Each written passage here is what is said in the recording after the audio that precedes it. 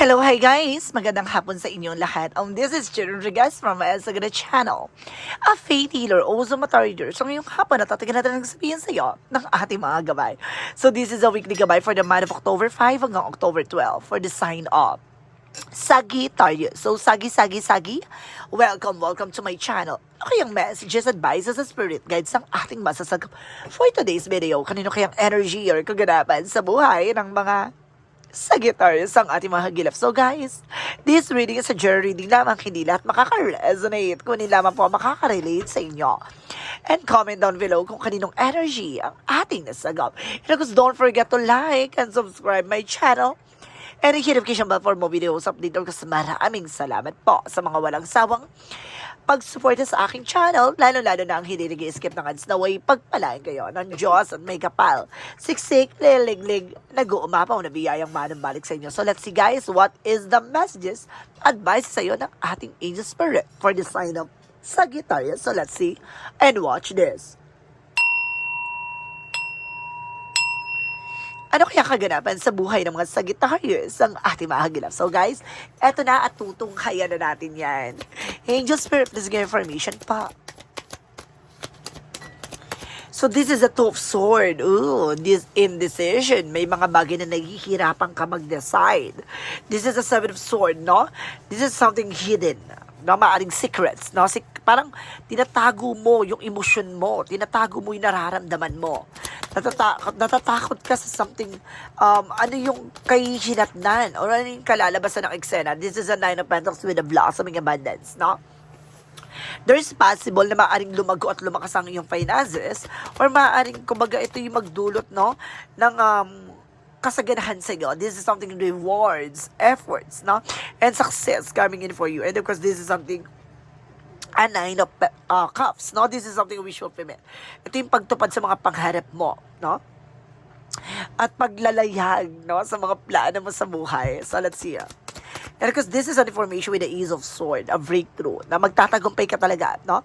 In all aspect, guys, this is something, a new ideas, and new plans, and of course, new adventure, no? And of course, this is the Eight of Swords. This is a lot of toxicity or negativities around you. Ooh, spicy. So this is something, a negative aura or negative energy, guys, no? Na maaaring kinukulong ka ng mga negatibo mong kaisipan, no? Mga ilusyon, no? Na maaaring hindi totoo o pawang kasinungalingan ng utak mo lamang. This is the Two of Swords, represent the Nine of Wands for this silence, no? May mga bagay dito na kailangan tahimik ka lang, no? Lalo-lalo sa pagdesisyon, no? Lalo-lalo sa tupad ng mga pangharap mo, no? Parang sinusubukan dito kung hanggang sa kakakapit, no? Kung hanggang sa katatatag. The King of Swords represent the mental clarity and stop the pattern, no? Maging matalino at maging mapagmatsyag na gamitin mo ang utak kaysa sa puso. Ganon. Na kumbaga itago mo muna yung emosyon mo. Kailangan kaya mong paglaruan yung laro na tinatahak mo ngayon, no? Yung buhay mo. Kailangan marunong kang bigyang kulay, no? And because the Nine of Pentacles represents the judgment for a wake of call or inner calling. Now, you need to pay attention. Pinapaalalahanan ka na kailangan mong tutukan ng iyong finances, no? Ng iyong resource of income. And because this is a Nine of Cups, represent that Queen of Swords, a vigor feature. Unti-unti mong masisilayan. Unti-unti mong makikita ang magandang posibilidad. Now, there's something information dito.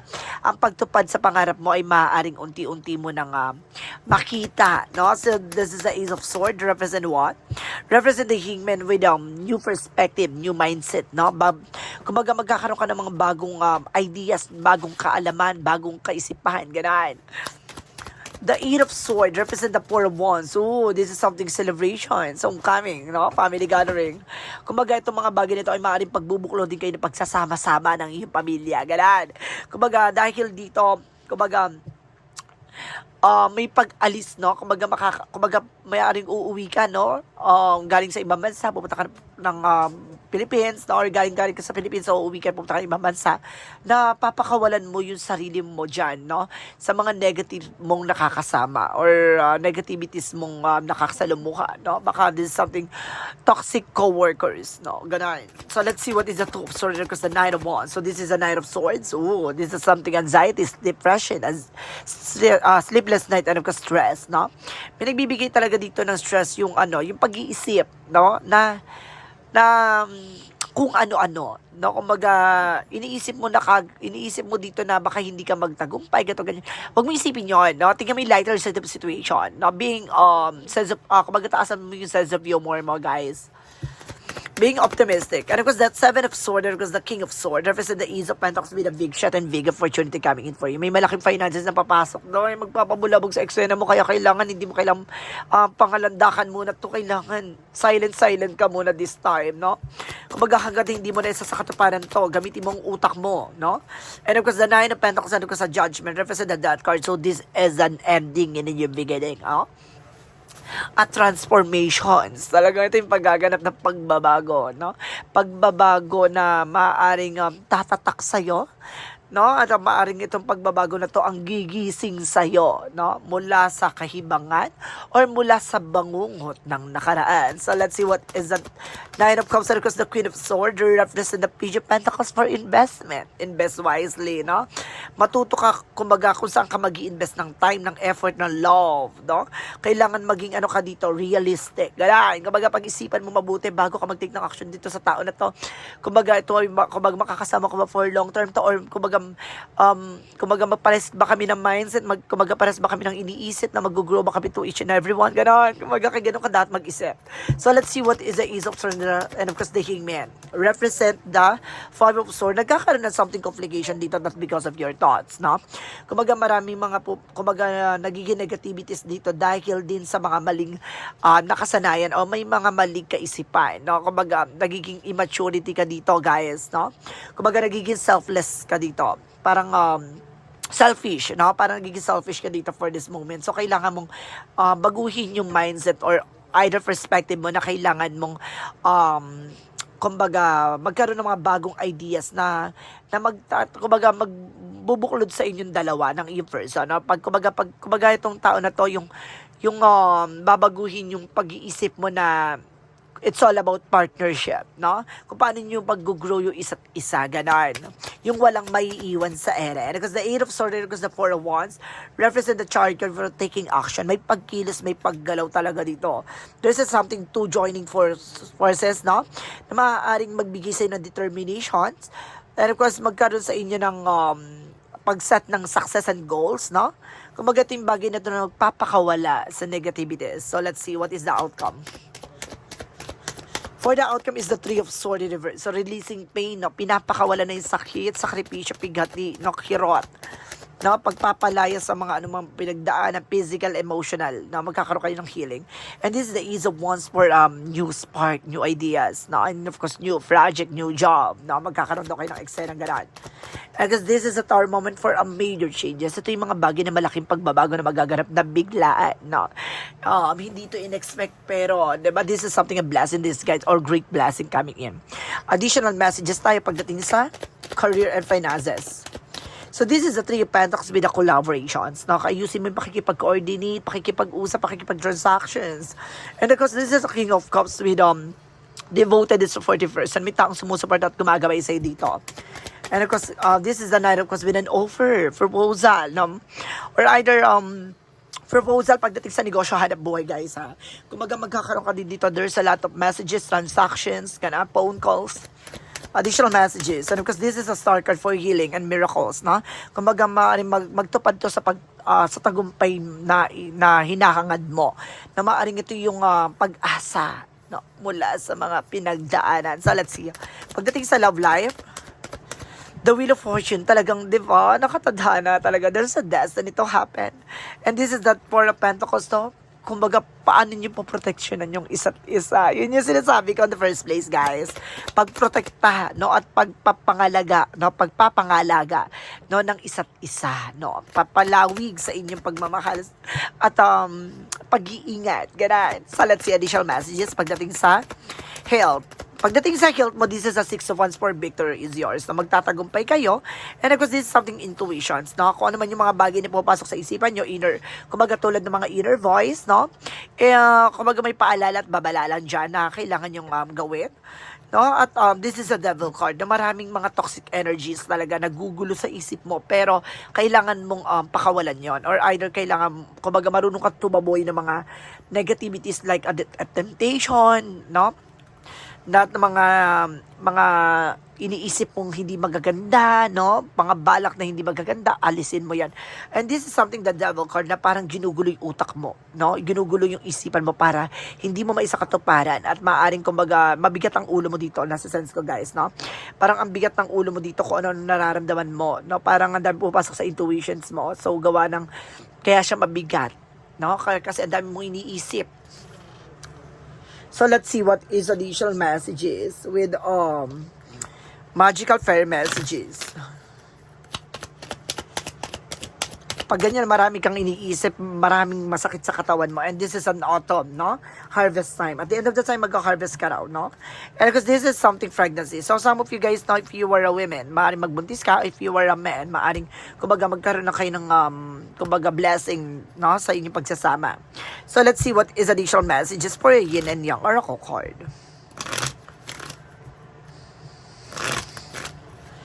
A Yin and Yang Oracle card represent what?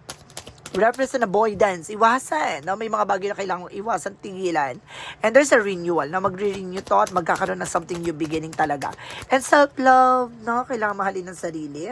And this is something seed, no? Kung ano yung mga bagay na itinanim mo, siya nga anihin mo, no? Kaya kailangan mo magpunla, no? Magpunla, magtanim, no? Sa ganon, darating yung araw na may aanihin. So let's see what is the Romance Angels. Romance Angels represent storm. See, may eksena talaga na susubok sa inyong relasyon. And there's a ghosting, no? Meron ditong mag-ghosting, meron ditong, kumbaga, back and forth, no, situation. Parang nagpapaiba-iba, no? Na parang babalikan ka, iiwan ka, may ganong scenario. And this is unfinished business. Meron naman ditong hindi pa tapos ang inyong relasyon. Na parang tinapos siya pero walang closure. Oh. So let's see what is the synchronicities. For synchronicities represent what? Spring. This is something blossoming. May paglago talaga doon. And this is spiritual guidance. So, kailangan mo na albularyo dito. Parang mayroong gumawa ng eksena kaya kayo nagkalayo. Meron din gumawa ng gayuma dito kaya siguro nasira ang inyong relasyon. And this is something artist. Marunong magdrama. Dramatically actress or actor itong eksena na to, guys. No? Let's see what is an angel's messages for Money Move Oracle deck. Pagdating sa finances, represent shielding. No? Mag-ingat kayo sa mga nagbabalat kayo dito, ha? Reducing losses, eliminations, completions, and new metamorphosis, no? Kumbaga, ang bilis niya magbalat ng kayo or magpanggap, no? Pagdating sa business or sa negosyo. And this is something mind power. Gamitin ang utak, no? Kumbaga, kailangan activated yung utak mo dito, no? Kumbaga, gamitin ng isip, talino, mag-analyze, mag-visualize, no? Bigyan ng something logic lahat ng kaganapan sa buhay mo. So, let's see what is additional messages for Archangel Michael. Represent, this is your life purpose. Ito ang purpose mo sa buhay, ha? Ang mawindang malaman, no? Ang kung ano man ang sikreto at kung ano man yung mga bagay na matututunan ka. Now, this is a favorable outcome. So, kumbaga lahat ng mga bagay dito ay papabor na sa situation mo. So, let's see what is additional messages with an angel spirit. And this is something new, waxing moon with the inner self. Napapalawakin talaga at papalawigin ang iyong kaisipan, katalinuhan dito. And this is something dandelion with empowerment, no? Perseverance. Susubukan din ko hanggang sa katatatag, no? Kung hanggang sa ka magtsatsaga. And this is something environmentalism with environment and enchantment and playtime, no? Kailangan mo talaga ng something, a garden or something in forest, no? Or kailangan mo dito ng unwind talaga. And this is something amethyst, a psychic abilities, na mataas ang, kumbaga, spiritual mo dito, knowledge. May 6 senses ka, guys. Additional energy, represent what? Additional energy, represent what? Storm warning. May unos talaga, kumbaga nasusubok, no? Nasusubok buwagin. And this is a happy family. So, after the storm, this is something, a rainbow pagdating sa family. Oh, diba? And because this is something, saka ikang helmet ito for surprises. So, kumbaga pagkatapos nito, masusurprise ka sa blessings na matatanggap mo. So, let's see what is the Romance Angels. Let yourself be seen. Ay, let yourself first, no? Or love yourself first. Kailangan mo mahalin yung sarili mo dito. And let go of control issue. Pakawalan mo yung mga bagay na hindi mo kontrolado. Unfold it naturally. So, let's see what is the chakra messages. Represent wisdom. Enlighten. Kumbaga magsisilbing liwanag to, magsisilbing kasagutan sa lahat ng katanungan mo. And this is something trickery. Mag-ingat ka. May mapanlin lang, no? At mayroon ditong sekreto na maaaring lokohin ka. And this is something guess, no? Maraming bibida, maraming kontrabida, maraming mga bida-bida, maraming mga etchasera. Kumbaga meron ditong, kumbaga may sisingit, may sasapaw. And this is situation will improve. Na unti-unti na magbabago ang sitwasyon, and this is something within the next few months. Sa mga susunod na buwan, mararamdaman mo na, no? Na this is something wrong at may mga bagay na marunong ka dapat humindi. Additional messages with an angel spirit. Please give me information po. And of course, this is something of children. Not connected with your children. So, affecting your romantic life pagdating sa mga bata. Or just something healing children, no? And leadership, take charge of your situation na kayang-kaya mong, kumbaga, i-manage tong sitwasyon na to, no?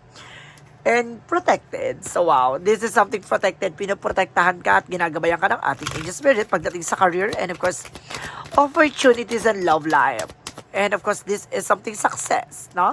Magsasuccess ka rin at the end of the time. And this is something courage na ini-encourage ka dito na boost your confidence. Lakasan mo ang loob mo. Alisin mo yung takot at pangamba mo. At humarap ka sa mga bagay na kinakatakutan mo. So let's see. For Archangel Raphael messages, listen to your intuitive feeling. So this is something in your voice talaga.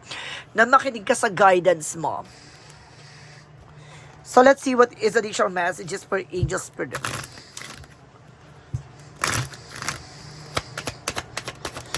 And this is a earth pulsing. So this is something slow down. Dahan-dahan lang, ha? Hayaan mo siyang mangyari. At the same time, this is something you got the law, boundaries, no? Kumbaga mag-set ka ng boundaries dito. Lalo-lalo na kung naaapektuhan ng addictions and for example, false mask ang inyong relationship, no? Maraming nagpapanggap, maraming mga kumbaga sumusubok, no? At kailangan nyo maging maingat, maging matalino. And luck is in your side. Huwag ka mag-alala. Siniswerte ka pa rin daw sa mga, kung ano man yung mangyayari sa iyo, kasi nasa sa iyo daw ang, kumbaga swerte. And of course, emotional running high. So maging emotional ka. And win-win outcome for ka. So si papabor sa iyo at maalis siniswerte ka. No? At swerte talaga ay nasa puder mo, and this is something win outcome for ka. So ipapanalo mo to. And at time to release negativity. Ito na yung oras, no, para pakawalan. Alisin, no, yung mga negative toxicities and of course, a black magic involved. For Jesus' loving quote said, knock and shall be open to you. So, kumakatok na raw ang ating Panginoon, pagbuksan mo na raw, na kumbaga pinapakita sa iyo, no, anong kahulugan ng pag-ibig at pananampalataya. So, let's see what is an angel's number. Represent what? Represent 21 for energy level. So, this is something prosperity, harmony, and journey. Now, sinasabi dito, the day you're waiting for will come. Maintain discipline. You're getting closer to the end goal. There is no need to overextend yourself. Guard your energy to remain focused. It will pay off. It also climb, not an elevator ride. Trust in you. Na magtiwala ka sa sarili mo.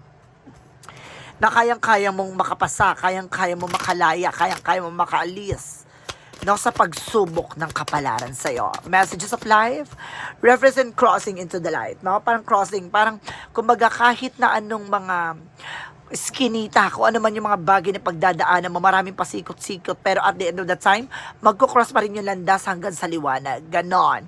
At sinasabi dito, today I face a new bridge that I must cross on my journey to the inner transformation. Today, like every day, I will practice the law of universal love. Thus, I will deal with the current situation in the positive way so that I continue to grow and evolve.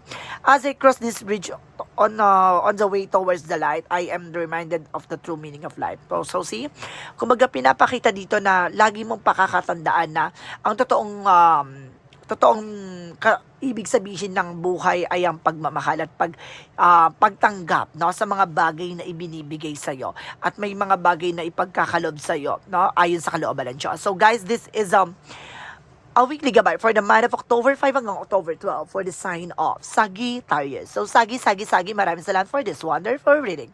So, once again, this reading is a general reading lamang, hindi lahat makaka-resonate, kunin lamang po ang makaka-relate sa inyo. And comment down below kung kaninong energy ang ating nasaga. Please don't forget to like and subscribe my channel and hit notification bell for more videos update ko. Maraming salamat po sa mga walang sawang pag-support sa aking channel, lalo-lalo na ang hindi nag-i-skip ng ads na way pagpalain kayo ng Diyos at may kapal, siksik, liglig, nag-uumapaw na biyayang manang balik sa inyo. At maraming salamat and see you in the next video. Bye-bye and babush!